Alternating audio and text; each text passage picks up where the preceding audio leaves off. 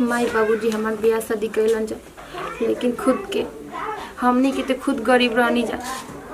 कहाँ से हमनी के धन दौलत दें जा। उनके ससुराल वाला ऐसा बड़न जा लालची कि दहेज खातिर परेशान करत रहन जा, खेदत रहन जा, मारत रहन जा। लेकिन फिर हमनी के का दें जा, हमनी के खुद गरीब बानी जा। हमनी के कुछ समझ में नहीं खे का करी, कहाँ जाई, कोनो रास्ता नहीं खे निकलत हमारे पास। हे भगवान, कोनो रास्ता निकाला, दिखावा, कहाँ जाए, कुछ समझ में नहीं खे का करी। हाय हाय हाय हाय जा टुफुना चुआता, बुलाका बहता, हे भगवान, गंगा जमुना बहताड़ी। आई बड़ी बुझाता 10-12 गो भई लेके दहेज में, एगो पड़री ना देलन स आज तक ले। का जाने कवना नक्षत्र में भइल होई कि असही एकरा के बियाह क देलस। का भैया जी रहो ऐसा ही कहो। हमारा ससुरारी ले मिलल बिया 3 जोड़ा भई आ 2 जोड़ा बैल।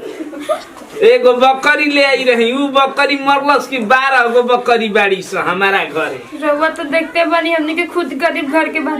भैया जी हमरा के हमेशा तंग करत रही ना। हम काहे के तंग करी, तार माई बाबू तंग करेले। साला तिलो का दहेज आता ना खर्चा कइनी, निमन निमन पकवान पकवइनी किसिम किसिम के। आ उ अइलन स घारे गोड़े कुल तिलका आके खा घरलन स। टूटहा कहीं का भिखारिन के बेटी आइल बड़ी। हम जानती के मिलेला भैया जी के उतना धन दौलत ना मिलेला, के ढेर के कम मिलेला। एक जोड़ी भई दे देते सन त का घटी जैता से ऐसे पूरा अपन बेरादरी में ना कटी गईल। आई आज बाबूजी रहतन तोरे ऐसन भिखारिन आई भिख मांगा की यहाँ के आई बड़ी बुलुका चुआता, टूना बहता। इहे रोताड़ी कनी है कि एगो भैया के दहेज में भई मांग तो गंगा जमुना बहताड़ी। अरे इहे गंगा जमुना बही के कछोड़ी बटवारा हो गइल हो कवा गाना में।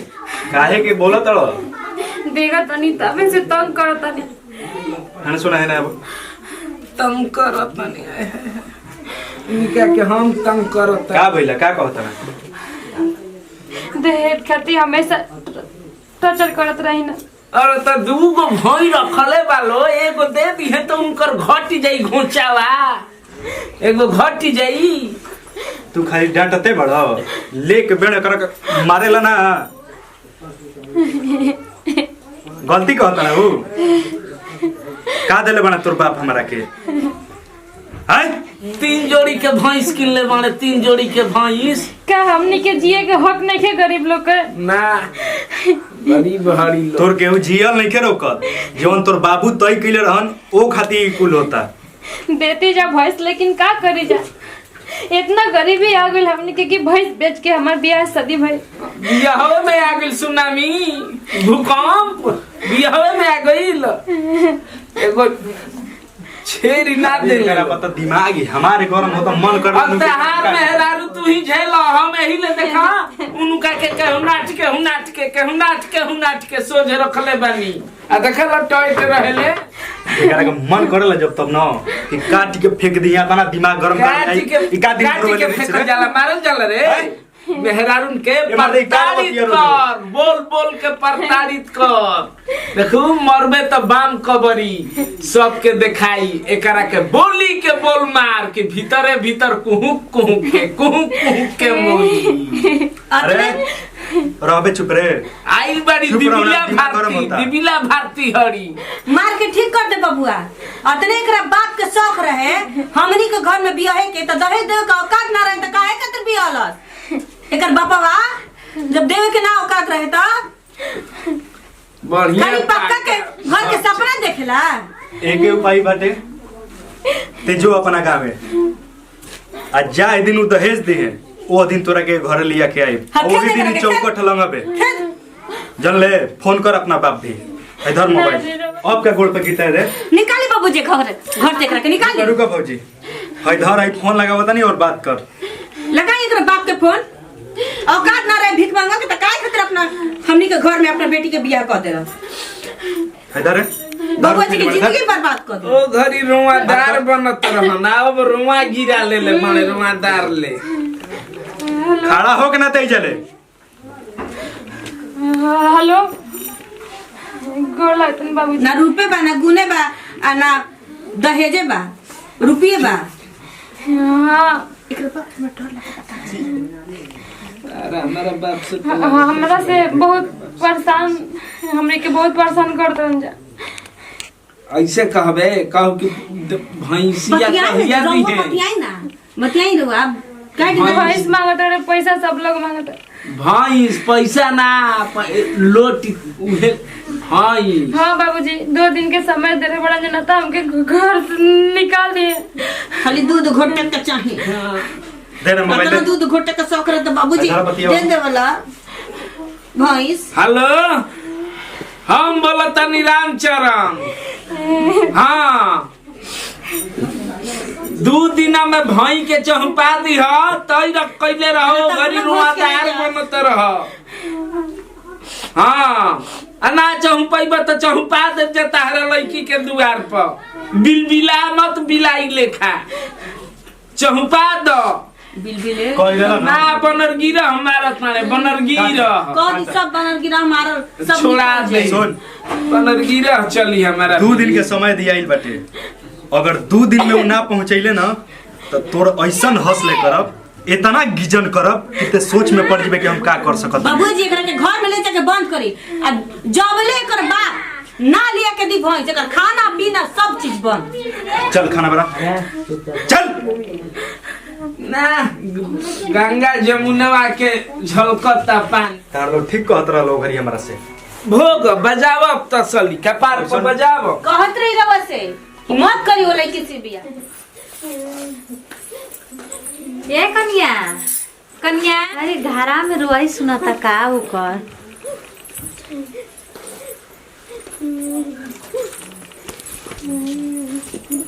का भइल बाटे हो काहे रोत हरी कन्या का भइल बाटे हो का भगी का भइल बाटे हो पूजा काहे रोत हो का भइल बा कुछ ना बतावा का भइल बाटे भैया जी हमरा के मारा तनी दहेज खातिर। दहेज खातिर मारा तनी लो हाँ आई हो रामावा इससे ना करे के चाहिए हम लोग समझ में नहीं आवत कुछ का गरीब घर के लड़की मतलब जरूरी बा कि दहेजे खातिर ये करम लो चुप रहो हो ए कन्या सही ऐसे ना करे के चाहिए बताव यो तो केहू के बेटिए न हई एबरा बोलो तनी लो डांटो तनी लो मरबो कनी हलो हो हां एक दूसरे पर आई रे रामा बड़ी बानी लो कुछ समझ नहीं खिलो थी कर बुझाता दीदी के घर में हम ना रह पाए। बतावा ना ए दादा औरी के बोलल हो सब लोग सब कोई डांटा ताते ना बतावा हो दादा गजब आदमी बानी लो समझे के कोशिश नहीं खिलो करतनी का दूसरा के घर के बेटी ना समझल जाला का बतावा ऐसे दूसरा के बेटी के करे का हो के करा बेटी के करे के चाही भई बारू ढेर बेटी घर कौआ ले गोर ना रहती होता ही रहती का रे तोरा के कद झपड़ के मरला सा रे के मरला सा बताओ चल बहरी चल चल तोरा के अब ही तहरा के जान लिया ता नाथ ताड़ू ओकरा नाथ हवाई रहलिया कलिया भटोरनी अच्छा ओकरा से बतियावत रहली मारे तो बड़ा सा फटड़ी बहाना के पतो हां बिजली बिजली पानी मिला तुम्हारी ये शिकायत भी करत फिरतिया शिकायत करत फिरतिया इनका ढेर मार पड़ा है ढेर इनका मार पड़ा है। अरे ना अरे भीख मंगनिया के बेटी अरे भिकरनिया एगो तो कुछ ले लिस ना ऊपर से टीटो ना चो और भूल तो ऐसे ऐसे करता सबूर ऊपर से भर का बैठी डो ना निकल खर्चा हमरा निकल निकाल और निकल जो जा और कहबे मुंह निकाल ना ना मत डोरी एक में चल जिम जब भीतरी मुंह निकाल और कहबे और कहबे कली भीतर ना आज तो उनको के सुन ले नी आज के बाद कमनो से तो तोर मेजी ईठ दे जान जो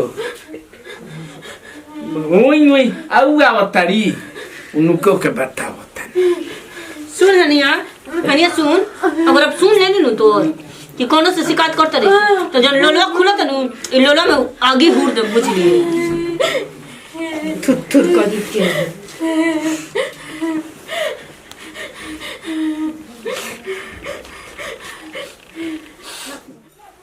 नमस्कार प्रणाम भोजपुरिया जवान के टोटले टीम बड़ुए ये एगो रहल है अत्याचार ढिसुम ढासुम वीडियो भैया ई कुल ना करे के चाहे जौन हम कहनी है हई कहली है हई कहला हन हिनका संगे ना करे दहेज तो बिल्कुल भी ना लेवे के चाहिए आ ना दहेज खातिर अपना बहू के प्रताड़ना करे के चाहिए।